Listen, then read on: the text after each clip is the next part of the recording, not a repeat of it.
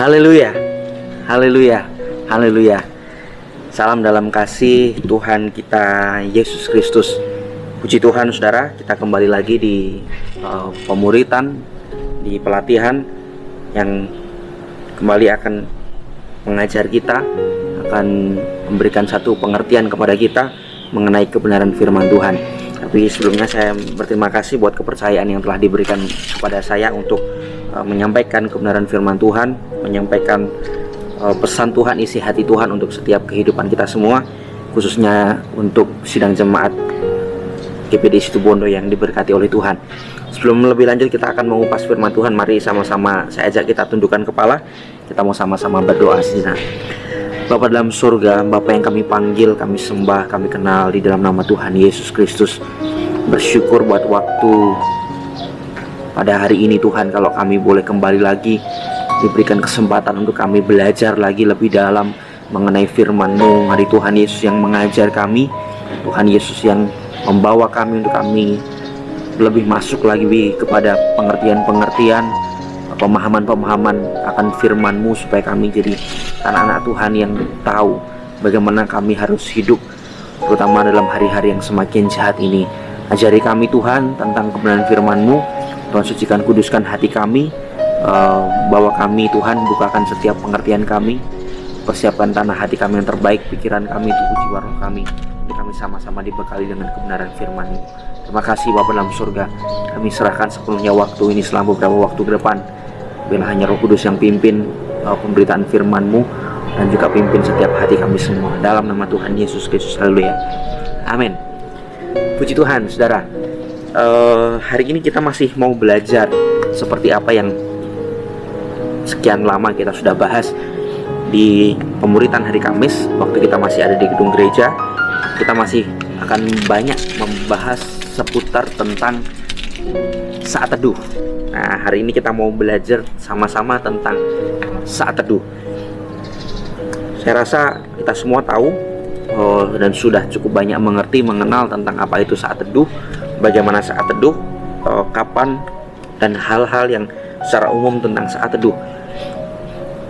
Nah, hari ini kita akan belajar secara khusus mengenai saat teduh yang dilakukan oleh Yesus. Meskipun sebenarnya saudara, di Alkitab sendiri tidak pernah dituliskan istilah tentang saat teduh. Di Alkitab sendiri tidak pernah dicatat mengenai ada kata-kata saat teduh, tidak ada. Yang ada lebih banyak dicatat tentang doa. Tetapi pengertian-pengertian saat teduh yang berkembang hari-hari ini kita coba selaraskan dengan firman Tuhan, dengan doa yang Yesus lakukan selama dia melayani di dalam dunia ini. Tapi kalau saya boleh memberikan definisi secara umum saudara, saya boleh memberikan definisi bahwa saat teduh itu adalah suatu momen eksklusif dan pribadi yang disediakan oleh seseorang untuk berhubungan, berkomunikasi dengan Allah. Saya ulang sekali lagi, bahwa satu momen yang eksklusif, yang pribadi, yang disediakan oleh seseorang untuk membangun hubungan, relasi, dan komunikasi dengan Allah. Jadi memang ini adalah satu kesempatan, satu momen, satu waktu yang eksklusif, pribadi. Jadi sifatnya tidak lagi komunal dalam jumlah yang cukup besar, seperti ketika kita ada di gedung ibadah yang jumlahnya mungkin bisa belasan, puluhan, bahkan ratusan atau ribuan. Tapi jumlah ini sangat-sangat terbatas, atau bahkan lebih lagi ini bersifat pribadi, antara kita, seorang pribadi, dengan Allah, seorang pribadi, dan satu pribadi ke pribadi. Itu saat teduh, definisi saat teduh yang secara umum bisa saya berikan gambaran kepada kita semua. Hari ini kita akan belajar saudara, saat teduh yang dilakukan oleh Yesus. Sekali lagi di Alkitab tidak mencatat secara spesifik, secara khusus ada istilah saat teduh. Tetapi kita akan melihat ada prinsip-prinsip yang kita boleh temukan. Prinsip-prinsip saat teduh itu juga ada, meskipun tidak secara jelas, tidak secara terang-terangan disebutkan bahwa itu adalah saat teduh. Tapi hari ini kita akan coba belajar mengenai saat teduh yang dilakukan oleh Yesus, atau doa yang dilakukan oleh Tuhan Yesus. Kita buka sama-sama di dalam Alkitab kita masing-masing, atau saudara bisa melihatnya di layar di depan saudara. Markus pasalnya yang pertama, ayatnya yang ke-35. Markus pasal pertama ayatnya yang ke-35. Saya bacakan untuk kita semua. Markus pasal yang pertama ayatnya yang ke-35. Demikian firman Tuhan. Pagi-pagi benar, waktu hari masih gelap, ia bangun dan pergi keluar. Ia pergi ke tempat yang sunyi dan berdoa di sana. Ia yang dimaksud di sini tentu adalah Yesus. Saya ulang sekali lagi untuk kita semua. Pagi-pagi benar, waktu hari masih gelap, Yesus bangun dan pergi keluar. Yesus pergi ke tempat yang sunyi dan berdoa di sana. Dari ayat ini, saudara, dari ayat ini saja, meskipun kita akan baca beberapa ayat yang lain nanti, tapi kita akan berfokus kepada ayat ini, satu ayat saja.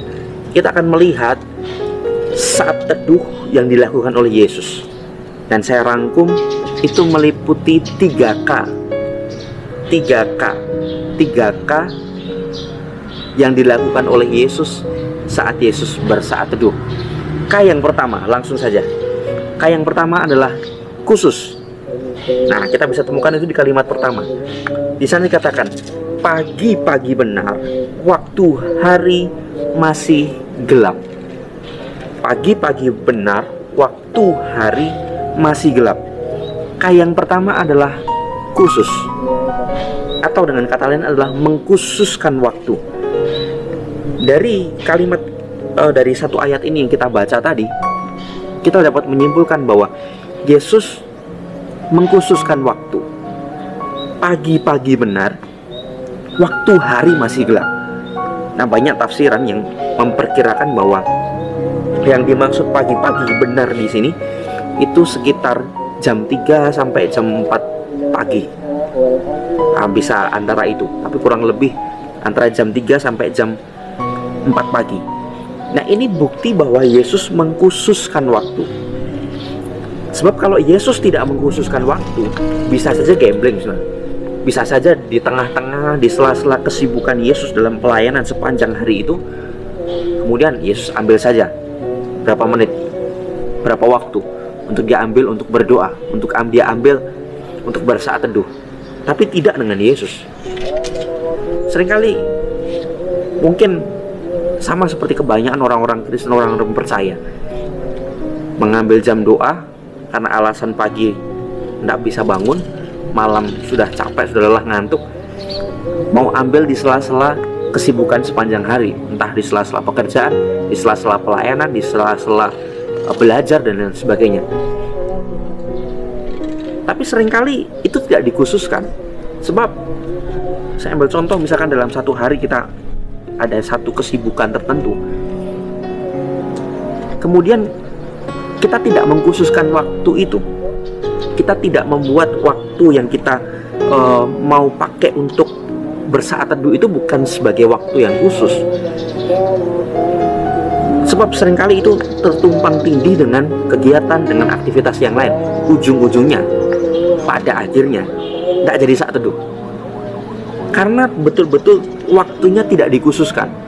Kalau ada jam kosong, kalau ada jam luang, kalau ada waktu luang, baru kemudian kita pakai untuk saat teduh. Nah, tapi yang dimaksud dengan waktu khusus itu, mengkhususkan waktu bukan kalau ada jam kosong, bukan kalau ada jam luang, bukan kalau ada waktu luang, tetapi betul-betul meluangkan waktu, mengkosongkan waktu. Berbeda tuh. Ini kesannya sama tapi berbeda. Antara kalau ada jam kosong, kalau ada waktu luang, kalau ada dengan memang saya meluangkan waktu, saya mengkosongkan waktu, saya mengkhususkan waktu. Nah, ini yang dilakukan oleh Yesus. Yesus bukan kalau ada waktu luang, nanti tengah-tengah saya menyembuhkan orang, di tengah-tengah saya mengadakan mujizat, di tengah-tengah saya berkhotbah dari satu kota ke kota lain, ke tempat lain. Kalau ada waktu luang, bukan kalau ada, tapi Yesus betul-betul mengkhususkan waktu. Dibuktikan dengan tadi kalimat tadi, bahwa pagi-pagi benar, waktu hari masih gelap. Ini membuktikan bahwa Yesus betul-betul mengkhususkan waktu. Jangan saat teduh dengan sisa waktu. Jangan saat teduh dengan sisa waktu. tapi sisihkan waktu untuk saat teduh. Jangan saat teduh dengan sisa waktu, tapi kita harus menyisihkan waktu untuk kita bersaat teduh. Berbeda. Kalau sisa, artinya ya kemudian sepanjang waktu kita habiskan, kita pakai untuk bekerja, belajar, untuk pelayanan, untuk ini, untuk itu. Nah, sisanya baru kita pakai untuk Tuhan. Itu kalau sisa. Tapi kalau menyisihkan, meskipun sepanjang hari ini saya sibuk, tapi saya mau sisihkan waktu, saya mau ambil waktu, khususkan waktu sekian lama untuk bersaat teduh. Sama seperti saya kalau boleh berikan ilustrasi seperti ini, saudara. Saya punya anak, misalkan saya punya anak 3. Kebetulan yang ada di rumah itu 2 orang. Yang satu itu sedang keluar rumah, sedang di luar rumah. Nah, saya punya 3 permen coklat misalkan. Misalkan saya punya 3 permen coklat. Saya punya 3 anak. Anak yang pertama ada di rumah, anak yang kedua ada di rumah, anak yang ketiga sedang ada di luar rumah. Nah, konsep menyisihkan waktu dan menyisakan itu seperti ini, saudara. Mengkhususkan dengan tidak mengkhususkan waktu itu sama seperti ini. Saya punya 3 coklat, saya mau kasih ini ke anak saya. Tapi masalahnya salah satu anak saya sedang ada di luar. Nah, kalau saya menyisakan waktu, berarti saya 3 permen ini saya akan kasih kepada 2 anak saya. 2 permen ini saya akan kasih ke anak saya. Lalu sisanya saya nanti akan beri kepada anak saya ketika anak saya sudah pulang, anak saya yang terakhir. Nah, itu yang menyisakan waktu. Nah, apa dampak dari menyisakan? Maka kita tidak akan menemukan porsi yang jelas. Kita tidak akan punya gambaran permen yang sisa itu berapa. Meskipun ini ada satu-satu, tapi bisa saja ada yang 1 orang makan 2, ada yang 1 orang makan 1, atau bahkan ini tidak bisa sisa sama sekali untuk anak yang ketiga, atau cuma anak ketiga mendapat setengah bagian, atau bahkan cuma mendapat sekecil sekali bagian. Ini kalau menyisakan waktu. Tetapi kalau kita menyisihkan atau mengkhususkan permen ini untuk anak-anak kita, maka saya akan bagi. Anak pertama dapat 1, anak kedua dapat 1, anak ketiga juga dapat 1. Ini namanya mengkhususkan.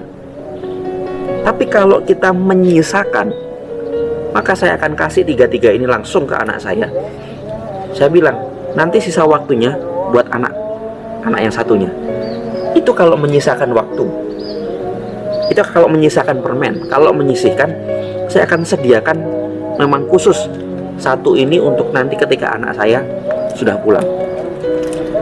Nah, konsep-konsep seperti ini yang sama dengan ketika kita aplikasikan dalam kita menyisihkan dan menyisakan waktu untuk Tuhan. Kalau kita menyisihkan waktu untuk Tuhan, maka kita akan betul-betul punya satu jadwal yang jelas, punya satu ketentuan yang jelas. Jam sekian saya mau khususkan waktu ini untuk Tuhan. Tidak boleh ada yang ganggu, tidak boleh ada yang bisa mendistraksi saya, tidak yang bisa boleh mengalihkan pikiran saya. Saya khususkan waktu. Misalkan pagi hari jam sekian sampai jam sekian, saya khususkan. Tapi kalau saya menyisakan waktu, ya tadi, sepanjang hari, nanti kalau ada waktu di tengah-tengah, di akhir, saya baru berdoa. Tapi masalahnya kalau tidak ada sisa waktu, dan menyisakan itu berarti menganggap remeh.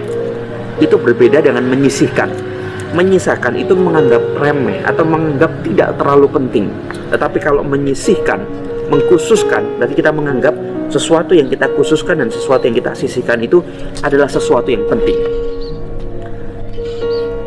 Kita manusia seringkali menyediakan waktu untuk hal-hal yang penting dan berharga dalam hidup kita. Garis bawah ini baik-baik. Kita manusia seringkali menyediakan, mengkhususkan sesuatu yang penting dan berharga dalam hidup kita. Apapun yang kita anggap penting, apapun yang kita anggap berharga, maka kita mampu untuk kita menyediakan waktu untuk sesuatu yang kita anggap penting dan berharga itu. Misalkan kita janjian, kalau kita punya perusahaan, kita punya usaha, janjian dengan klien, janjian dengan customer, itu sesuatu yang penting, sesuatu yang berharga buat kita, maka kita akan mengkhususkan waktu. Tapi tidak mungkin kalau kita kemudian ada pengamen datang atau siapapun orang yang tidak punya kepentingan dengan kita, tidak mungkin kita menyediakan waktu. Kita pasti akan bilang, ya besok kalau ada waktu. Tetapi kalau yang kita ajak ketemuan itu adalah klien, customer, atau mungkin pemerintah, atau mungkin orang-orang yang penting, maka kita akan menyediakan waktu untuk orang itu. Contoh lain, kita punya kekasih nih, bagi anak-anak muda, anak-anak remaja, kita punya kekasih, kita ngedate bareng pacar kita, itu sesuatu yang penting, sesuatu yang berharga. Ya, aku tahu sebab ku alami. Itu sesuatu yang penting, sesuatu yang berharga, maka kita akan betul-betul menyediakan waktu. Tapi kalau untuk teman kita yang menurut kita gitu, kita ilfil dengan orang itu, kita tidak suka dengan orang itu, mana mungkin kita menyediakan waktu. Bahkan kita menolak untuk kita ketemuan. Tapi kalau orang itu penting bagi kita, berharga bagi kita, kita akan menyediakan waktu berapapun lamanya. Sesibuk apapun kita, pasti akan menyediakan waktu untuk klien, customer, pacar kita, kasih kita, orang yang kita sukai. Bahkan tayangan-tayangan di televisi sekalipun, jam-jam tertentu sudah ada sinetron, tukang haji naik bubur, sinetron ganteng-ganteng serigala, dan sebagainya. Sinetron, tayangan-tayangan gosip, infotainment, berita yang kita sukai, kita akan mengkhususkan menyediakan waktu untuk menonton tayangan itu. Kalau perlu makan di depan TV, kalau perlu sambil mengerjakan tugas di depan TV, kalau perlu kita sambil mengerjakan pekerjaan lain di depan TV, karena itu penting dan berharga buat kita. Buka toko di hari Lebaran, kenapa kita bisa buka toko di hari Lebaran? Kenapa kita tidak liburan aja? Karena bagi kita itu penting dan berharga. Kita dapat profit, kita dapat keuntungan, dapat tambahan, omset kita bertambah. Atau mungkin sesuatu yang sepele yang saya renungkan, itu saya alami kan. Ketika saya mau kondangan, saya akan mengkhususkan waktu sebelum kondangan, saya harus potong rambut. Sepele. Tapi untuk potong rambut, untuk kita pergi ke salon, sebelum kita kondangan, sebelum kita pergi ke pesta, itu kita bisa mengkhususkan waktu. Nah, seperti itulah mengkhususkan waktu, saudara.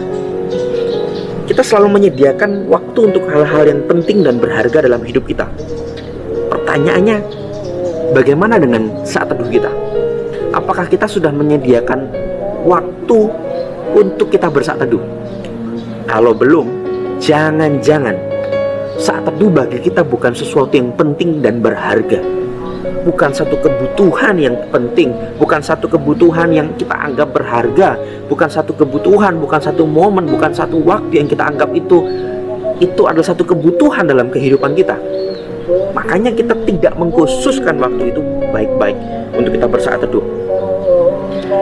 Kita berkata mungkin, aku sudah pelayanan sepanjang hari, aku sudah doa sepanjang hari, aku besuk sepanjang hari, aku sudah di gereja sepanjang hari, aku tidak punya waktu untuk berdoa.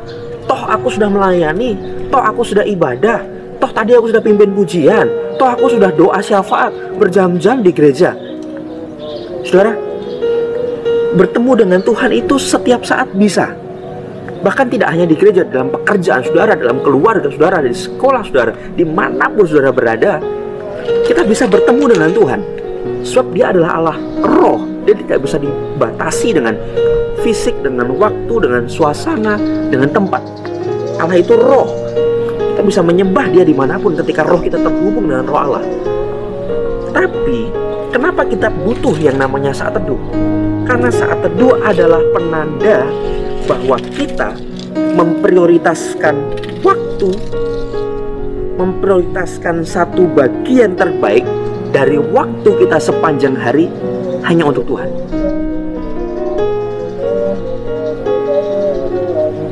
Itu bedanya. Dan mari kita mengerti hal ini baik-baik, bahwa oke, kita sudah pelayanan, sudah sibuk sepanjang hari, tetapi kita perlu saat teduh sebagai satu penanda bahwa kita betul-betul memprioritaskan, mengkhususkan waktu untuk Tuhan. Bagi saya secara pribadi, saya seringkali punya indikator seperti ini, saudara. Sesaat setelah saya selesai berdoa, rasanya saya rasa ingin kembali lagi masuk ke ruangan untuk saya berdoa. Itu tandanya bahwa hati saya betul-betul sedang bergairah, sedang menggebu-gebu, kerohanian saya sedang baik-baik saja. Saya sedang punya kerinduan yang menyala-nyala di hadapan Tuhan. Tapi kalau kita sedang masuk dalam saat teduh kita dan kita rasa ingin cepat-cepat keluar, bahaya.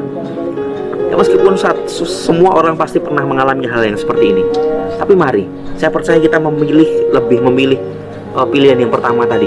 Sesaat kita keluar dari tempat kita berdoa, rasa-rasanya kita pengen segera masuk lagi untuk kita berdoa.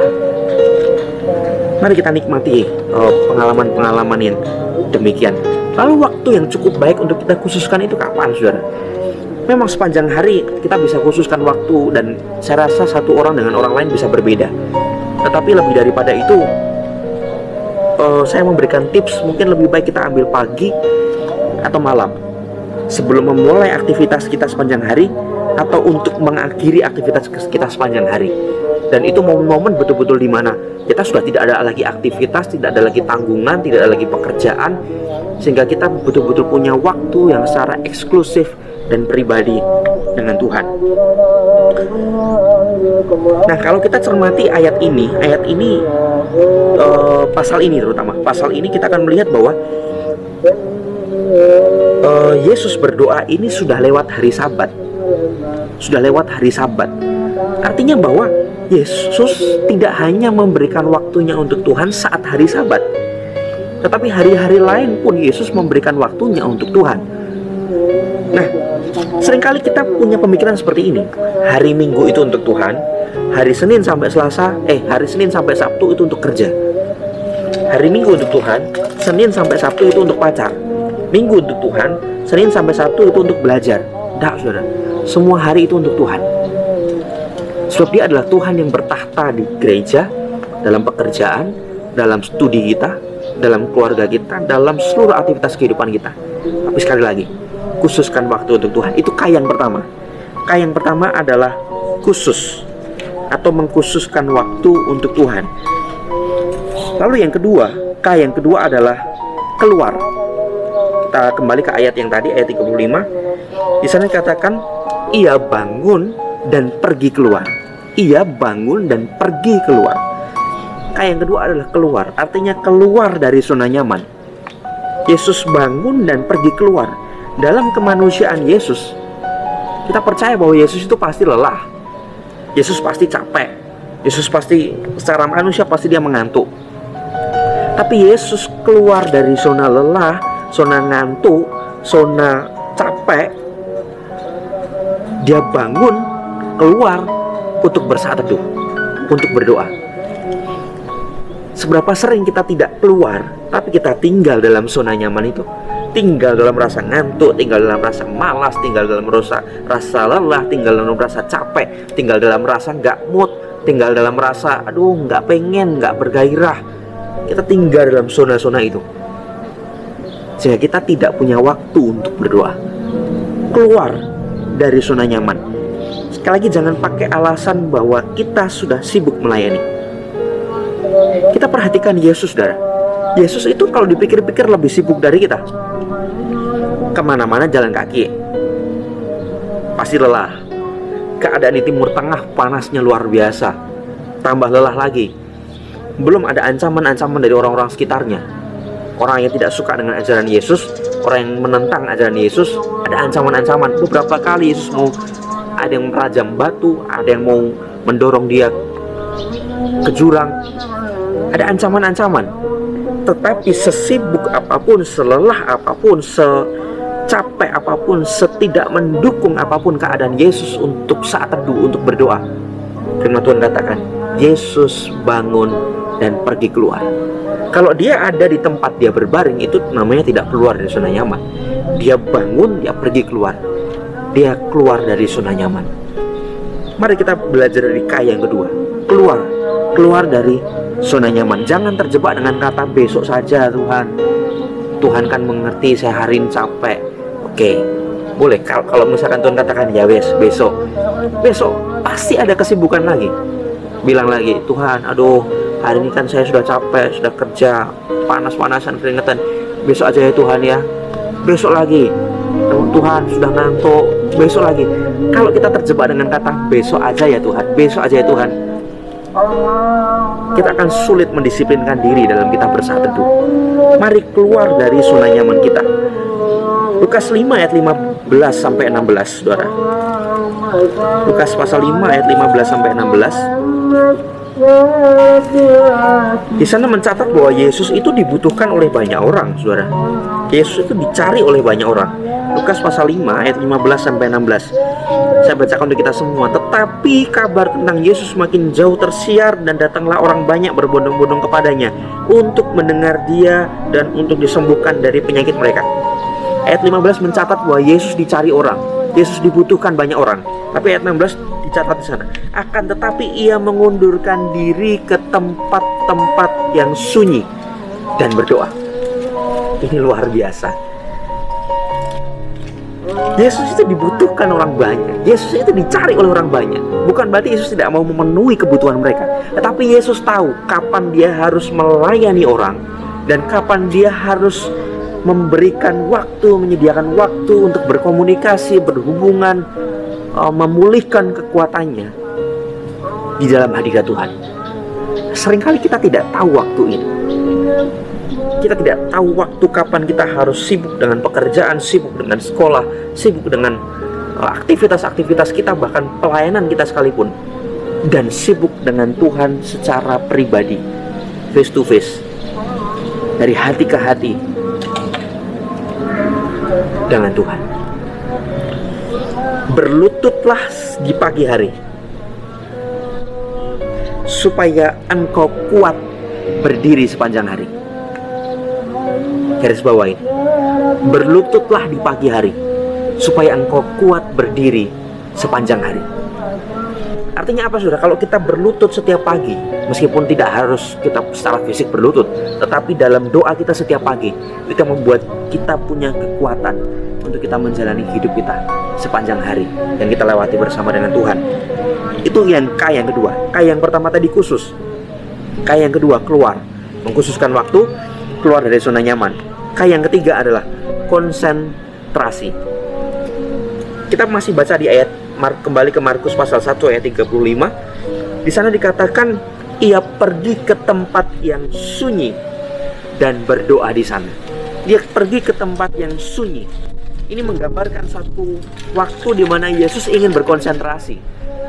Yesus tidak ingin ada di keramaian yang membuat dia tidak bisa berkonsentrasi, tidak bisa bebas untuk berkomunikasi dengan Allah Bapa. Sudah dia cari tempat yang sunyi untuk dia berdoa di sana. Yang ketiga adalah konsentrasi. Saat teduh perlu dikhususkan waktu. Kita perlu keluar dari zona nyaman untuk kita menikmati saat teduh kita. Dan kita juga perlu konsentrasi untuk kita bersaat teduh kepada Tuhan. Mengapa tempat sunyi? Karena di tempat sunyi Yesus bisa fokus. Sama halnya kalau saya ilustrasikan ketika kita mungkin mau telepon, tapi kita telepon di tengah pasar yang ramainya seperti itu, mungkin terdengar, tapi tidak akan bisa terdengar dengan jelas. Kita mau telepon seseorang, tapi telepon di jalan raya yang begitu padat, begitu bising sekali kendaraan, kita tidak akan bisa mendengar dengan jelas. Makanya perlu tempat-tempat yang tidak ada keramaian, tidak yang sunyi, untuk kita bisa telepon dan bisa berkomunikasi dengan bebas dengan orang yang kita telepon. Sama halnya dengan ketika kita bersaat teduh, kita butuh betul-betul konsentrasi supaya kita tidak mudah teralihkan, fokus kita tidak mudah terbelokkan dengan apapun yang ada di sekitar kita. Kita butuh yang namanya konsentrasi saat kita bersaat teduh. Jangan seringkali kita berkata bahwa aku tuh bisa fokus, aku bisa konsentrasi. Tetapi ingat, Saudara, bahwa kita manusia masih lemah secara daging, dan kita gampang sekali kita teralihkan. Dan jangan mencobai, jangan merasa diri kuat. Atur waktu, atur tempat sedemikian rupa untuk kita bisa berkonsentrasi, untuk kita berkomunikasi dengan Tuhan. Yang terpenting dari apa yang kita bahas, saudara, kita mengkhususkan waktu, kita keluar dari zona nyaman, kita berkonsentrasi saat kita bersaat teduh. Saya mau memberikan pesan buat kita semua. Jangan bergantung pada mesbah orang lain. Bangun mesbah saudara sendiri. Jangan bergantung pada mesbah orang lain. Bangun mesbah sendiri. Apa artinya buat kita semua? Kita harus bangun mesbah kita sendiri, saudara. Sama seperti Abraham, kemanapun dia pergi, dia selalu membangun mesbah. Dia menyusun mesbah itu dari satu batu yang lain disusun sampai menciptakan, sampai terbangunlah suatu mesbah. Untuk di atasnya ditaruh satu korban, dipersembahkan kepada Tuhan. Jadilah orang yang dengan tekun mau membangun batu demi batu untuk tersusun suatu mesbah. Dan jangan hanya menunggu orang lain membangun mesbah lalu kita ikut-ikutan di sana. Nah, apa maksudnya, saudara? Jangan tunggu KKR, jangan tunggu retreat, jangan tunggu ada ibadah praise and worship, jangan tunggu ada pendeta besar datang, jangan tunggu ada pendeta tamu yang datang, jangan tunggu ada pendeta yang suka membuat mujizat datang, jangan tunggu ada pendeta favorit yang datang, jangan tunggu BL favorit datang, jangan tunggu kalau musiknya enak, kalau iringannya enak, kalau musiknya ngangkat, kalau lagunya ngangkat. Kita baru sungguh-sungguh sama Tuhan, hidup kita baru betul-betul dekat dengan Tuhan, kita betul-betul menyembah Dia dengan segenap hati kita. Tapi kalau tidak ada pendeta besar, tidak ada KKR, sikap kita, hati kita, respon kita sudah berbeda. Dalam saat teduh kita sekalipun, Tuhan ada di sana. Bahkan di kamar saudara masing-masing, Yesus ada di sana, mau menyatakan hadiratnya untuk setiap kehidupan kita semua. Bukan hanya ketika ada KKR Yesus datang. Saudara pun bisa menikmati KKR di kamar saudara masing-masing. Karena KKR itu bukan soal temanya, bukan soal acaranya, bukan soal siapa yang khotbah, bukan soal lagu-lagu apa yang dinyanyikan, bukan soal iringan musiknya yang megah dan mewah, tapi soal Tuhan yang berhadirat dalam kehidupan kita. Dan Dia mampu, sanggup berhadirat di dalam kehidupan kita, bahkan di saat teduh kita yang hanya sendirian berdua dengan Tuhan. Yesus sanggup mengadakan satu kebangunan rohani dalam hidup saudara dan saya. Jangan bergantung pada mesbah orang lain, bangun mesbah saudara sendiri, batu demi batu, hari demi hari. Terus bangun mesbah, bangun hubungan pribadi dengan Tuhan, bangun saat teduhmu dengan Tuhan setiap hari. Jangan mau instan. Kita tidak pernah saat teduh, kita hanya menunggu ada KKR, hanya menunggu ada retreat, hanya menunggu ada acara-acara besar yang bisa membangkitkan jiwa, emosi, perasaan kita. Mari bangun itu setiap hari di rumah masing-masing. Dan saya percaya hidup saudara dan saya akan dipenuhi dengan hadirat dan kemuliaan Tuhan meliputi setiap kehidupan kita. Mari buat KKR sendiri dengan Tuhan di kamar kita masing-masing. Dasar saat teduh, saudara, saya mencatat ada dua hal. Dasar saat teduh itu adalah, yang pertama hubungan, yang kedua adalah kebergantungan. Yang pertama adalah hubungan, yang kedua adalah kebergantungan. Mengapa kebergantungan? Karena kita tidak mampu sendiri. Maka di dalam saat teduh itulah kita menunjukkan kebergantungan kita sama Tuhan. Dalam saat teduh itu kita membuktikan kebergantungan kita kepada Tuhan. Tapi kalau kita tidak saat teduh, sekali lagi kita hanya menyisahkan waktu. Kita hanya, kalau ada waktu luang, waktu kosong, itu menunjukkan kita tidak bergantung. Artinya bahwa kita merasa kalau saya perlu ya saya doa, kalau saya perlu ya saya saat teduh. Memang doa saat teduh doa, kita berhubungan dengan Tuhan, kita bisa bangun kapan saja di jalan, dimanapun. Tapi sekali lagi, kita butuh mengkhususkan waktu untuk membuktikan kebergantungan kita kepada Tuhan. Sama seperti ayunan, saudara. Kalau zaman dulu kan, karena belum ada kemajuan seperti sekarang ini, ayunan itu seringkali dibuat oleh orang-orang di zaman dulu. Ayunan itu dibuat talinya digantung di carang pohon. Nah, kenapa digantung? Harus digantung, saudara. Karena kalau tidak digantung, maka tentu akan mudah jatuh ketika ada beban yang menaiki ayunan itu jatuh. Atau bahkan ayunan itu tidak akan bisa dengan kuat. Maka ayunan itu perlu bergantung kepada satu carang, kepada satu ranting yang betul-betul kuat, supaya ketika ada beban di atasnya, maka ayunan itu tidak akan pernah jatuh. Ayunan itu akan tetap kuat, kokoh, bahkan kuat memikul, menanggung, mengangkat beban itu. Seberapa berat beban itu? Sama seperti hidup kita. Ketika kita bersaat teduh itu sama seperti kita bergantung kepada Tuhan, supaya ketika ada beban dalam kehidupan kita, kita jadi orang-orang yang kuat. Kita jadi orang-orang yang tetap bergantung, tetap kokoh, tidak mudah jatuh, tidak mudah lemah, tidak mudah kemudian terhilang. Kita tetap bergantung karena kita bergantung kepada sesuatu yang kuat. Jadi saat teduh itu menunjukkan kebergantungan kita kepada Tuhan, dan saat teduh itu juga menunjukkan hubungan kita dengan Tuhan. Dan hubungan itu selalu bicara tentang dua arah. Hubungan itu tidak hanya bicara satu arah. Hubungan itu selalu bicara dua arah. Dua arah seperti apa, saudara? Saat kita bersaat teduh, kita menyampaikan isi hati kita kepada Tuhan. Lewat apa? Lewat doa kita, lewat ucapan syukur kita, lewat pujian penyembahan kita kepada Tuhan, lewat nyanyian yang kita nyanyikan kepada Tuhan. Kita sampaikan isi hati kita kepada Tuhan. Tapi bukan hanya itu, kita mengizinkan untuk Tuhan juga menyampaikan isi hatinya buat kita semua. Melalui apa? Lewat firman Tuhan. Jadi selalu ada hubungan. Kita selalu menyampaikan isi hati kepada Tuhan, Tuhan juga menyampaikan isi hatinya kepada kita. Kita lewat pujian, penyembahan, doa, ucapan syukur, Tuhan lewat firman Tuhan yang kita baca, kita dengar, dan kita renungkan. Jadi mendasari saat teduh kita adalah karena kebergantungan kita kepada Tuhan, dan karena kita mau membangun hubungan yang selalu bicara dua arah. Nah, mungkin bertanya-tanya, isi saat teduh itu apa, saudara? Variatif. Tapi pada umumnya, yang saya rasa ini perlu sekali untuk kita punya dalam kehidupan kita, meskipun kemudian caranya, aplikasinya, teknis secara jelasnya itu berbeda satu orang dengan orang lain.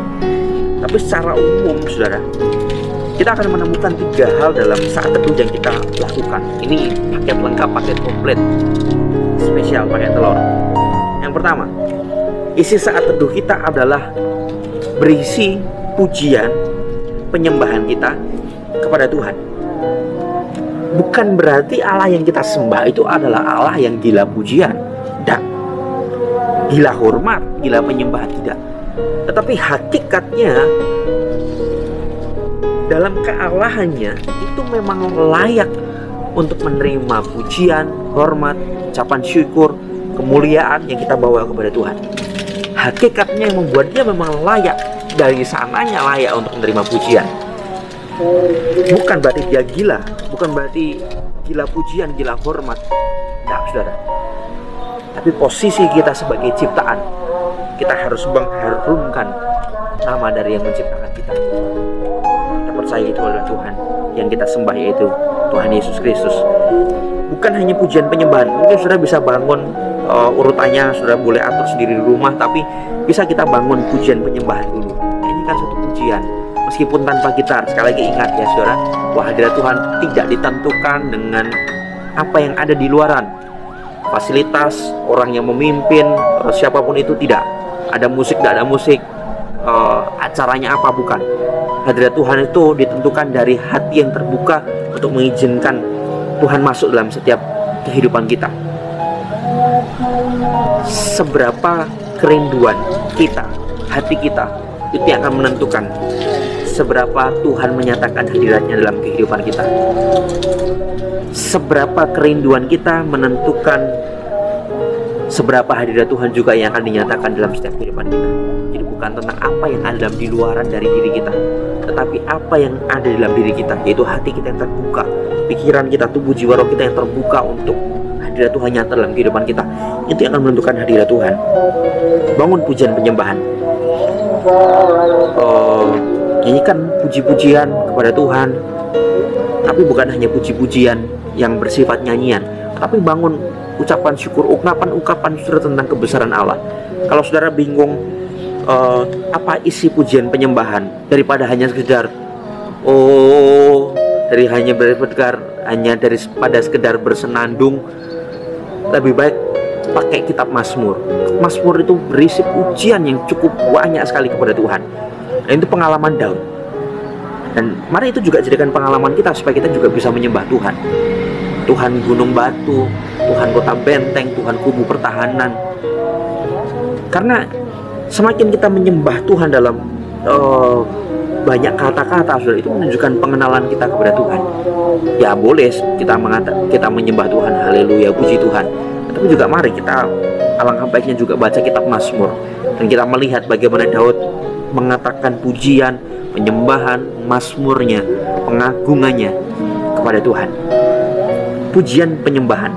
Selain pujian penyembahan dalam saat teduh, saudara juga bisa mengambil waktu untuk membaca dan merenungkan firman Tuhan. Saya punya tips kalau saudara mau baca firman Tuhan, baca Alkitab, ada baiknya baca dengan suara terdengar. Karena selain ketika kita membaca suara terdengar itu, kemudian telinga kita sendiri bisa mendengar, itu juga mengarahkan fokus kita, konsentrasi kita. Kita tidak mudah melamun, tidak mudah kemudian teralihkan pikirannya. Itu tips dari saya kalau kita mau baca firman Tuhan. Baca dengan suara yang terdengar. Tapi bukan hanya baca, tapi renungkan firman Tuhan. Mengapa, saudara? Karena beda antara kita sekedar membaca kemudian merenungkan firman Tuhan.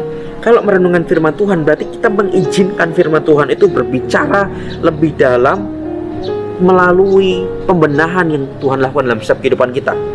Tuhan berbicara lebih dalam kehidupan kita dengan membenahi yang salah, dengan menguatkan yang lemah, dengan menyembuhkan yang luka, dengan menghiburkan yang susah. Itu bedanya merenungkan, membaca dengan merenungkan. Apa yang kita baca? Saudara boleh ambil bagian untuk membaca renungan harian. Cukup banyak tersedia renungan harian. Saudara bisa membaca dari atau menonton tayangan televisi, apapun itu yang saudara bisa akses firman Tuhan. Saudara boleh temukan, saudara boleh ambil itu sebagai bacaan saudara, sebagai konsumsi rohani saudara. Tapi saya juga menyarankan alangkah lebih baiknya kita juga punya waktu untuk baca Alkitab secara urut dari Kejadian sampai Wahyu. Ini akan membantu kita betul-betul mengerti kebenaran firman Tuhan dan membuat kita terus peka dengan suara Tuhan, dengan suara apa yang menjadi mau Tuhan melalui firman Tuhan yang kita baca, kita renungkan setiap harinya. Kita buka di Mazmur 119. Mazmur pasal 119 ayat 147 sampai 148. Bagaimana pemazmur menyatakan bahwa dia merindukan firman Tuhan setiap pagi. Mazmur 119 ayat 147 sampai 148. Saya bacakan untuk kita semua. Demikian firman Tuhan. Pagi-pagi buta aku bangun dan berteriak minta tolong. Aku berharap kepada firman-Mu. Aku bangun mendahului waktu jaga malam untuk merenungkan janji-Mu. Saya katakan bahwa pemazmur itu mengharapkan firman Tuhan setiap pagi. Bahkan mendahului penjaga waktu malam, dia merenungkan janji Tuhan. Penting untuk kita tidak hanya membaca, tetapi kita juga merenungkan. Merenungkan itu artinya bukan hanya membaca, bukan hanya tahu Alkitab itu sebagai informasi buat kita, tetapi sesuatu yang dapat mengubah kita. Itu bedanya merenungkan dengan membaca. Membaca hanya sekedar, oh ya, informasi Alkitab, tokohnya ini, kisahnya ini, peristiwanya ini, selesai. oh ayatnya ini, kalimatnya begini, selesai. Tapi merenungkan itu adalah kemudian mengizinkan firman Tuhan itu berbicara dalam kehidupan kita secara pribadi, mengubahkan kita, sekali lagi mengoreksi yang salah, menegur kita, mengingatkan kita. Sebab firman Tuhan memang bermanfaat untuk mengajar, untuk mendidik, menyatakan kesalahan, untuk menginsafkan kita. Itu kebenaran firman Tuhan yang boleh mengajar setiap kehidupan kita, mendidik setiap kehidupan kita. Itu membaca dan merenungkan firman Tuhan. Ketiga, yang kita perlu juga bangun saat kita bersaat teduh, yang perlu kita lakukan saat kita bersaat teduh adalah dengan doa kita. Mazmur pasalnya yang kelima, Mazmur pasalnya yang kelima, ayatnya yang ketiga sampai ayatnya yang keempat. Di sana dikatakan, perhatikanlah teriakku minta tolong ya Rajaku dan Allahku, sebab kepadamu lah aku berdoa. Ayat 4, Tuhan pada waktu pagi, garis bawahi, pada waktu pagi Engkau mendengar seruanku, pada waktu pagi aku mengatur persembahan bagimu dan aku menunggu-nunggu.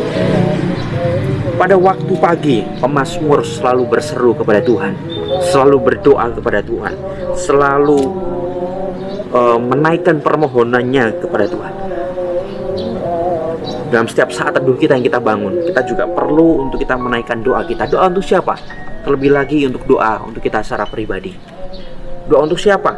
Bukan hanya doa untuk kita secara pribadi saja, tapi doa untuk pekerjaan Tuhan, doa untuk hamba-hamba Tuhan. Doa kalau hari-hari ini sedang terjadi pandemi, virus corona, doakan itu. Doakan orang-orang, doakan masyarakat, bangsa, negara, seluruh pemerintahan, penginjilan-penginjilan yang ada. Saya percaya kalau kita jadi orang-orang percaya yang suka berdoa, seluruh dunia, kota Situbondo ini dipenuhi dengan orang-orang percaya yang suka berdoa, maka hasilnya luar biasa. Luar biasa yang kita rasakan. Sebab doa itu bisa mengubah segala sesuatu. Doa itu mengandung kuasa. Puji Tuhan. Kita buka di 1 Samuel pasal 1 ayat 12 sampai 18. Ini luar biasa, Saudara. 1 Samuel pasal 1 ayat 12 dulu. 1 Samuel pasal 1 ayat 12. Saya bacakan untuk kita semua. Ketika perempuan itu terus-menerus berdoa di hadapan Tuhan, yang dimaksudkan perempuan ini adalah Hana.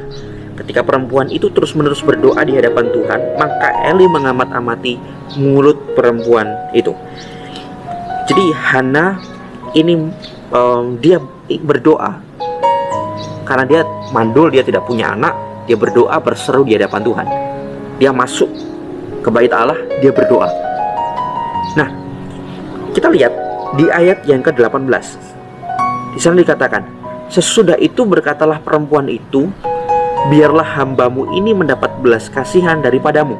Lalu keluarlah perempuan itu, ia mau makan dan mukanya tidak muram lagi. Alkitab di sini tidak mencatat bahwa ketika Hana masuk untuk dia berdoa, kemudian dia keluar, keadaan atau sesuatu yang dia minta tidak berubah sekejap saja.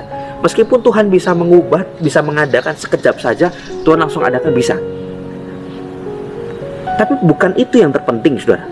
Kemudian ketika kita berdoa, selesai berdoa, keadaan berubah. Nah, tapi yang berubah dari Hana adalah, disitu katakan, ia mau makan dan mukanya tidak muram lagi. Oh, ini luar biasa. Yang berubah bukan keadaan yang dia inginkan terus kemudian tiba-tiba dia punya anak. Nah, keadaan yang berubah adalah keadaan hati, cara pandang. Ketika dia masuk dengan muka yang muram. Ayat 7, nanti Saudara di sana katakan, dia suka menangis, dia tidak mau makan. Itu kondisi ketika sebelum dia berdoa. Dia tidak mau makan, dia menangis, mukanya muram. Tetapi setelah berdoa, memang keadaan tidak berubah. Dalam keadaan dia masih tetap tidak punya anak. Tidak mungkin, dia tidak terus, kita mencatat buat kemudian tiba-tiba dia langsung hamil. Tidak, Saudara. Keadaan memang tidak berubah. Tetapi keadaan hati, keadaan pikiran, cara pandangnya yang berubah. Maka dari itu, dia tidak muram lagi. Kenapa, Saudara? Karena ketika dalam doalah dia punya pengharapan, dia punya kekuatan. Tuhan bicara dalam kehidupannya secara pribadi. Ada sesuatu yang mengubahkan hidup, hati dan pikirannya. Puji Tuhan, Saudara. Mungkin saat kita bersaat teduh, jangan pernah ngomel ketika kita selesai saat teduh, kita katakan, keuanganku masih seperti ini, kehidupanku masih seperti ini, aku masih mengalami kesulitan-kesulitan, tantangan. Yang lebih daripada itu adalah seharusnya keadaan hati dan pikiran kita yang berubah. Karena dalam doa itulah kita bertemu dengan pencipta kita, bertemu dengan penolong kita, bertemu dengan sumber kekuatan kita, juru selamat kita, Tuhan kita, sahabat kita, gembala kita yang baik, Bapa kita yang setia. Dan situlah kemudian cara pandang hati, pemikiran kita bisa berubah. Mari saudara, melalui kesempatan hari ini, saya mendorong kita untuk kita tetap terus bangun hubungan dengan Tuhan. Selain kita bersaat teduh pagi, saya memberikan tips. Saat teduh pagi kita punya waktu untuk pribadi, betul-betul pribadi ya saudara, kita dengan Tuhan. Tetapi kalau kita sudah punya keluarga, perlu juga kita punya saat teduh bersama dengan keluarga, misbah keluarga. Kita ajak satu keluarga untuk kumpul sama-sama. Misalkan pagi hari kita berdoa secara pribadi dengan Tuhan sebelum mengawali semuanya. Boleh sama seperti Yesus, jam 3 atau jam 4 pagi, atau sama-sama di gereja kita, sama-sama beston pagi. Tetapi saya dorong untuk kita tetap punya waktu pribadi, meskipun kita sudah beston pagi di gereja. Malam hari kita akhiri aktivitas kita sepanjang hari dengan kita berdoa, kumpul bersama dengan keluarga, baca ayat sama-sama, saling berbagi apa yang didapat dari ayat itu, menyembah Tuhan sama-sama, saling mendoakan, saling menguatkan. Itu luar biasa. Maka akan ada dampak yang luar biasa, perubahan terjadi di dalam keluarga kita. Mari saudara, firman Tuhan mendorong kita hari ini. Mari kita bangun saat teduh kita. Kita mengkhususkan waktu kita kepada Tuhan, dengan Tuhan. Kita keluar dari zona nyaman kita yang membuat kita tidak bisa bersaat teduh, dan kita tidak bisa bergerak untuk kita bersaat teduh. Yang ketiga, kita harus berkonsentrasi. Kita mengatur waktu, tempat sedemikian rupa, keadaan kita sedemikian rupa untuk kita betul-betul punya waktu dengan Tuhan. Berkonsentrasi, fokus, arah pikiran kita tertuju hanya kepada Tuhan. Dan dasari semuanya itu dengan kebergantungan kepada Tuhan dan mau membangun hubungan dua arah dengan Tuhan. Kita akan melihat bahwa ada hal-hal yang indah. Saya berani berkata saudara, cobalah. Tapi jangan coba-coba, betul-betul buat waktu, bangun komitmen, disiplinkan waktu untuk bersaat teduh setiap hari. Maka hari-hari saudara akan terasa lebih indah, karena ada pujian penyembahan yang menguatkan kita, ada firman Tuhan yang menguatkan kita, dan ada doa-doa yang menguatkan kita juga senantiasa. Hari yang kita lewati adalah hari yang indah dan penuh hal-hal yang luar biasa yang Tuhan kerjakan dalam kehidupan kita. Mari saudara, miliki pola saat teduh seperti Yesus. Dan saya percaya saudara, apa yang dialami oleh Yesus, kehidupan Tuhan Yesus juga menjadi kehidupan dalam setiap kehidupan kita pribadi lepas pribadi. Mari saudara, sama-sama bersaat teduh, nikmati hadirat Tuhan setiap hari di rumah kita masing-masing. Ini yang yang saya bisa sampaikan hari ini, dan doa saya kiranya Tuhan memberkati setiap kehidupan kita semua. Saya akhiri, saya tergerak berdoa untuk saudara semua. Mari sama-sama tundukkan kepala, kita mau berdoa. Tuhan Yesus, dari sini hamba-Mu berdiri Tuhan, meskipun jauh dari seluruh sidang jemaat Tuhan yang ada. Hamba-Mu berdoa melalui firman Tuhan hari ini boleh mengajar kami. Meskipun kami dibatasi jarak dan waktu, tapi kami percaya firman-Mu sanggup bekerja dan menjangkau setiap hati dari sidang jemaat-Mu pribadi lepas pribadi. Ketika mereka mendengarkan firman Tuhan ini, mereka boleh menyimpannya dalam setiap hati, merenungkan dan melakukan, untuk mereka membangun saat teduh mereka dengan Tuhan. Sebab kami tahu Tuhan bahwa saat teduh kami adalah saat yang indah, saat pribadi kami untuk menikmati hubungan kami dengan Tuhan. Mari Tuhan bekerja secara luar biasa dalam kehidupan kami semua. Dan hamba-Mu berdoa, mari Tuhan tetap terus kuatkan iman setiap sidang jemaat yang ada. Tuhan tetap terus memberikan pengharapan yang baru dalam kehidupan kami semua. Sukacita-Mu melimpah dalam kehidupan kami semua. Yang lemah Tuhan kuatkan, yang sakit Tuhan sembuhkan, yang dalam soalan pergumulan Tuhan berikan jalan keluar, yang Tuhan mereka ada pintu-pintu tertutup, mereka Tuhan akan bukakan setiap pintu-pintu yang tertutup itu. Dan Tuhan akan membuat hal-hal yang indah dalam setiap perjalanan kehidupan dari seluruh sidang jemaat yang ada, baik siapapun yang akan mendengarkan kebenaran firman Tuhan hari ini. Terima kasih Bapa dalam surga, biarlah kasih-Mu, damai sejahtera-Mu itu boleh melimpah-limpah di dalam setiap kehidupan kami semua. Kami berdoa, biarlah semuanya ini boleh berlalu, tetapi tanpa terkecuali Tuhan. Selain itu, kami juga rindu bahwa hidup kami boleh semakin hari boleh semakin melekat dengan Tuhan. Terpujilah nama-Mu kekal selama-lamanya Tuhan. Mampukan kami, kuatkan kami untuk melewati setiap tantangan-tantangan yang ada, pandemi virus corona ini maupun tantangan yang lainnya. So kami tahu Tuhan, kami berjalan bersama dengan Allah yang kuat, Allah yang menjadi benteng kami, perlindungan kami, kota benteng kami, gunung batu kami. Terima kasih Bapa dalam surga. Ini doa hamba-Mu, mengucap syukur, meteraikan firman-Mu dalam setiap kehidupan kami semua. Terima kasih Bapa dalam surga. Kami bersyukur untuk firman-Mu, dan kami sudah beralaskan doa ini. Kami siap melakukan firman-Mu di dalam nama Tuhan Yesus Kristus. Haleluya. Amin. Puji Tuhan. Tuhan Yesus memberkati kita semua. Amin.